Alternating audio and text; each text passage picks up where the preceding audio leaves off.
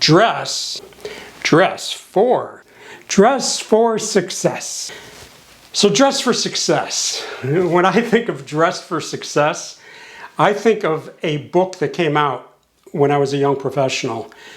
It, along with another book called Working Out, those two were the cutting edge, top of the line books that young professionals would read.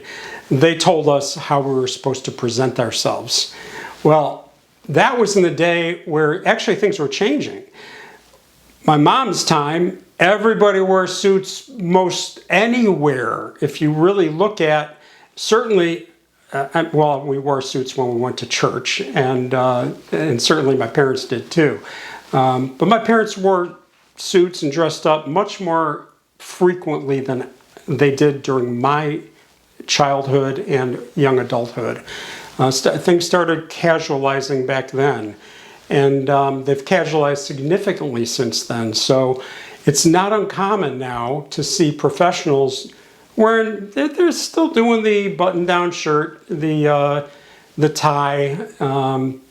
You might have the tie loosened, but usually it's tied up right.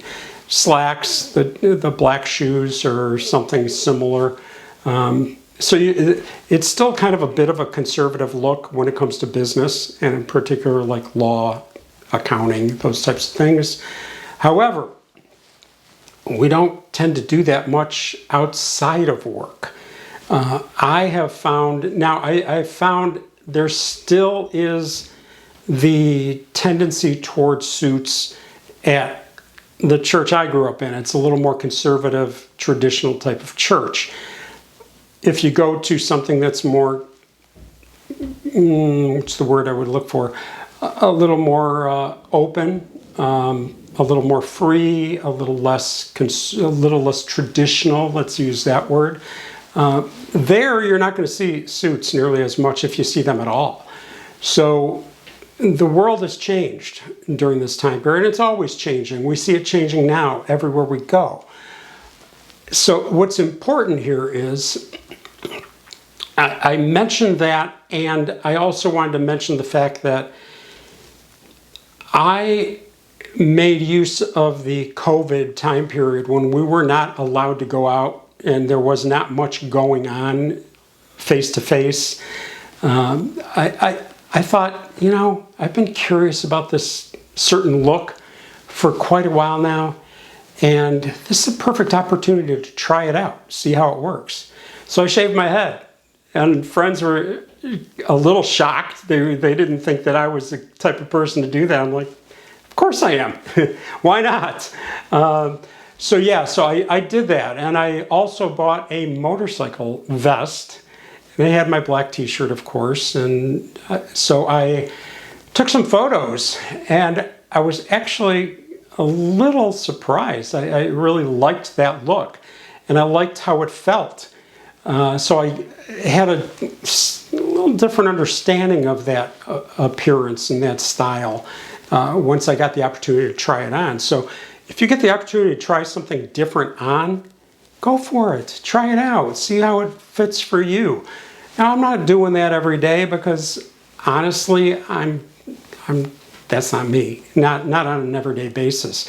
I enjoy the look. I enjoy that culture, frankly.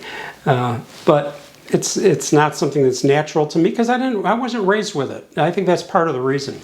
But nonetheless, I really wanted to mention that, and those books, the books from my young adulthood, let's call it, that were referred to as the things to do as a young professional. And today, everything's free. You can do whatever you want now. You can present yourself in any way you want.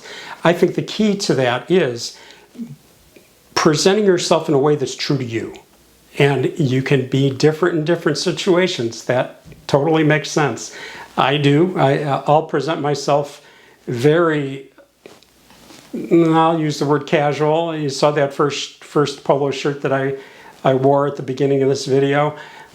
That's not how I would present myself when I want to impress people.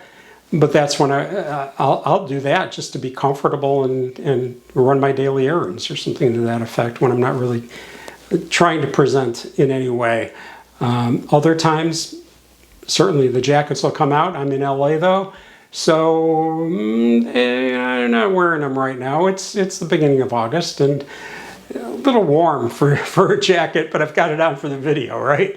Nonetheless, I'll still try to go with more of an upscale polo shirt, a little different material, a little different color than what that first shirt was that you saw in this video. That can be very professional and very upscale in the right circumstance. Without the jacket, I do still like button-down shirts because I like looking a little more, I don't know what word to use here, but a little more upscale-ish. But a button-down shirt doesn't necessarily look upscale. If it's not a well-made shirt and that fits you well, it can just look everyday. So it all depends. You really need to be, again, aware of who you're presenting yourself as, and it begins with who you are, of course. So be aware of who you are, and then who you're presenting as, and your best look, the clothing, the styling, your best look to express that to others so they know who they're dealing with.